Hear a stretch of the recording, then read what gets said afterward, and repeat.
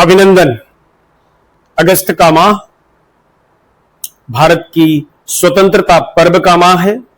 अगस्त क्रांति का माह है।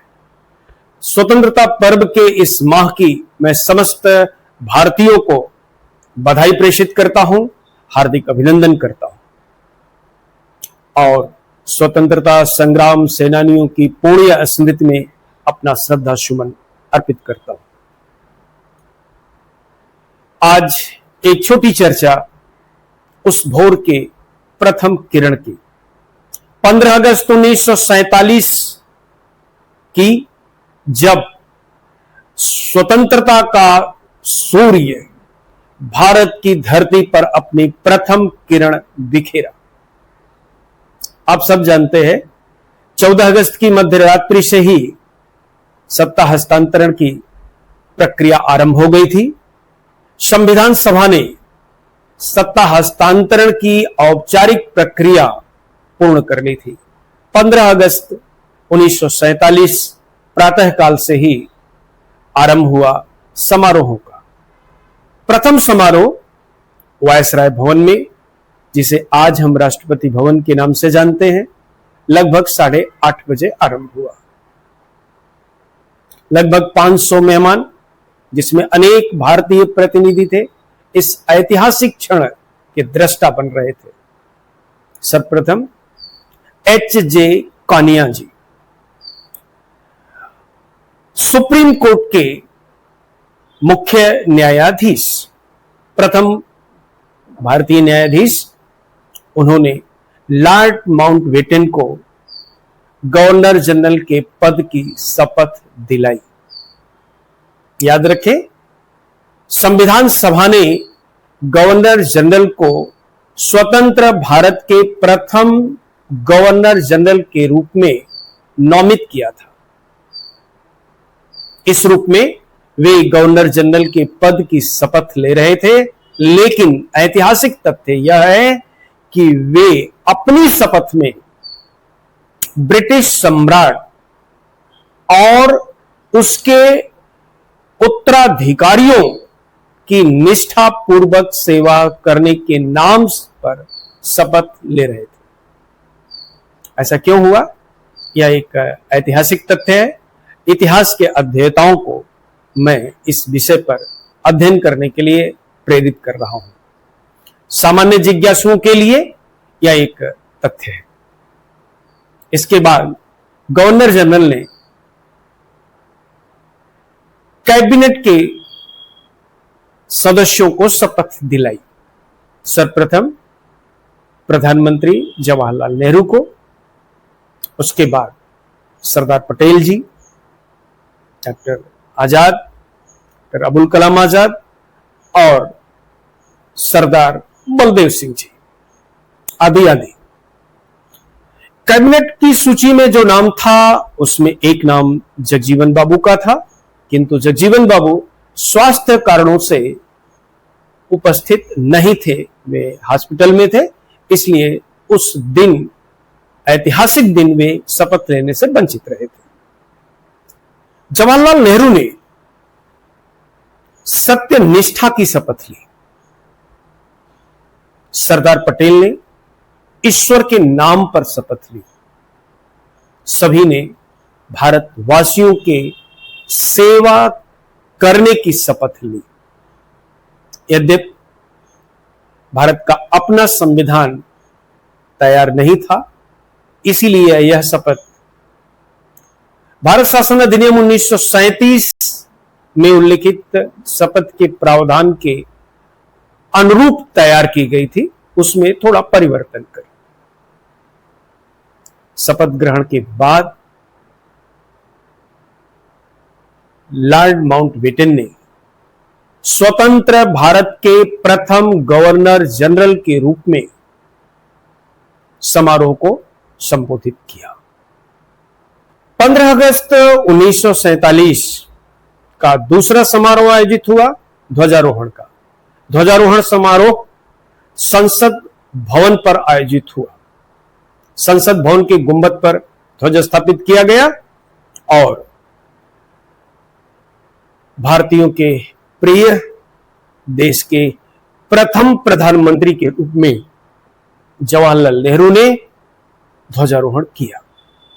ध्वज को 31 तोपों की सलामी दी गई।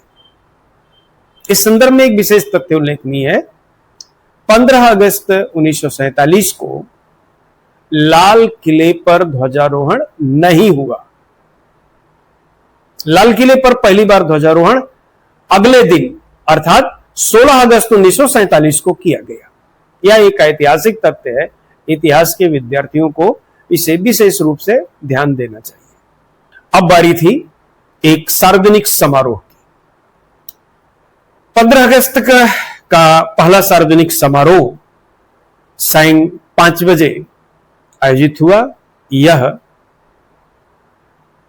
इंडिया गेट के समीप तब के प्रिंसेस पार्क में आयोजित किया गया। अपार जनसैलाब, इतनी भीड़ दिल्ली में पहले कभी नहीं देखी गई थी।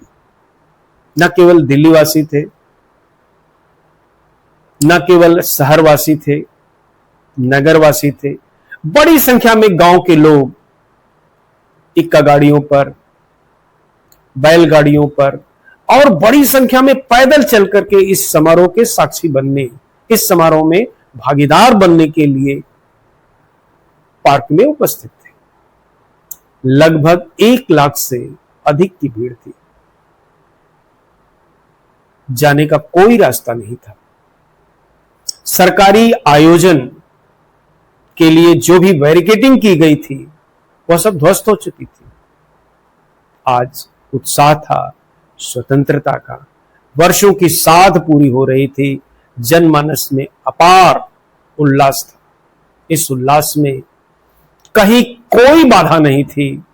सब अपने ध्वज को अत्यंत करीब से देखना चाहते थे। एक मंच सजा था, मंच के समीप ध्वज स्थापित था और भीड़ उसी ध्वज की ओर बढ़ रही थी।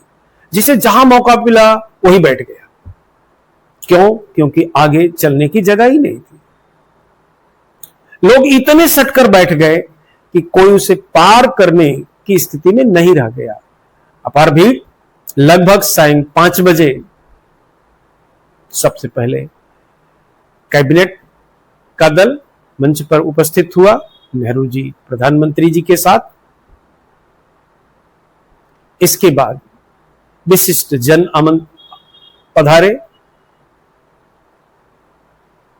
समारोह की योजना के अनुसार प्रधानमंत्री जवाहरलाल नेहरू ध्वजारोहण करेंगे।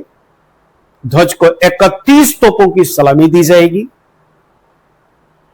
मिलिट्री बैंड अपनी धुन बजाएगा और परेड आयोजित की जाएगी। लेकिन भीड़ की स्थिति, उल्लास कुछ और ही बता रहा था। लॉर्ड माउंटबेटन लेडी माउंटबेटन के साथ अपनी शाही बग्घी से समारोह स्थल पर पधारे, किंतु भीड़ और उल्लास की स्थिति यह थी कि बग्घी मंच पर नहीं पहुंच सकी। जवाहरलाल नेहरू ने ध्वजारोहण किया और माउंटबेटन ने उसी शाही बग्घी पर सावधान खड़े होकर ध्वज को सलामी दी। यह एक ऐतिहासिक दृश्य था। जिस महारानी विक्टोरिया के वंशजों ने भारत को आजादी से पराधीन किया था, आज उसी के वंशज ने बग्घी पर खड़े होकर सावधान मुद्रा में ध्वज को सलामी दी। मिलिट्री की धुन उस उल्लास में कहीं खो गई थी। चारों तरफ केवल और केवल जयकारे थे, हर्ष था, हर्ष का घोष था और कुछ भी सुनाई नहीं दे रहा था। परेड स्थगित कर दी गई और गणमान्य लोग धीरे धीरे भीड़ से प्रस्थान करने लगे।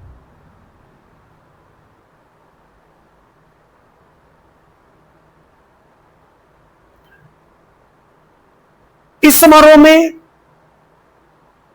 दो तीन बातें उल्लेखनीय है, जिसे कुछ इतिहासकारों ने अपनी पुस्तक का अंश बनाया है।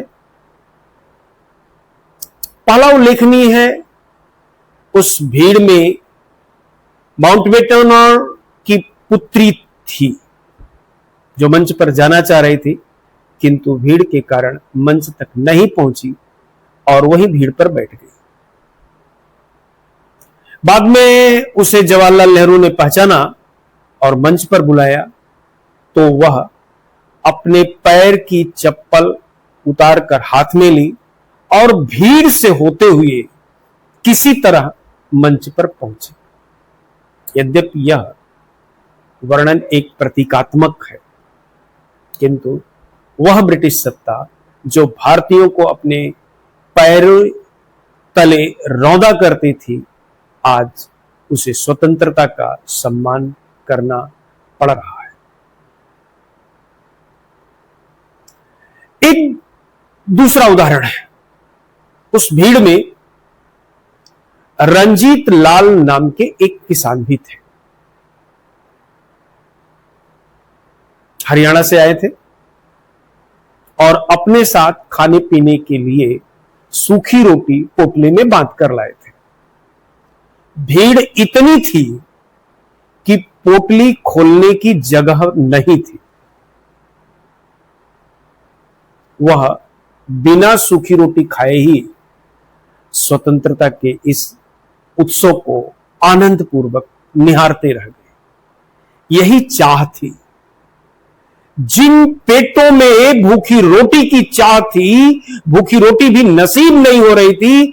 भारत के स्वतंत्रता सेनानियों ने, भारत के स्वतंत्रता आंदोलन ने उनमें स्वतंत्रता की चाह जगाई थी।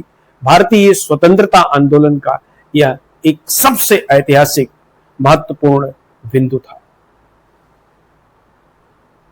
एक तीसरा दृश्य भी कुछ इतिहासकारों ने अपनी पुस्तक में दिया है। समारोह के बाद लॉर्ड माउंटबेटन की बग्घी वापस लौट रही थी। उस पर माउंटबेटन, उनकी पत्नी लेडी माउंटबेटन और जवाहरलाल नेहरू भी सवार थे। भीड़, अपार भीड़ थी। तीन महिलाएं बग्घी की चपेट में आ रही थी। लेडी माउंटबेटन ने इन तीनों महिलाओं को बग्घी पर बैठा लिया। यह स्वतंत्रता का एक बहुत ही सुंदर दृश्य है। अब गवर्नर जनरल, उसका परिवार, प्रधानमंत्री और सामान्य नागरिक के बीच में कोई भेद नहीं है, सब समान है।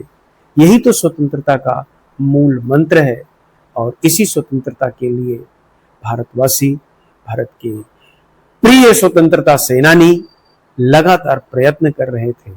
वह दिन, भारत की स्वतंत्रता का दिन 15 अगस्त 1947 की भोर के किरण के साथ और अंत में सूर्यास्त के साथ पूरा हो गया।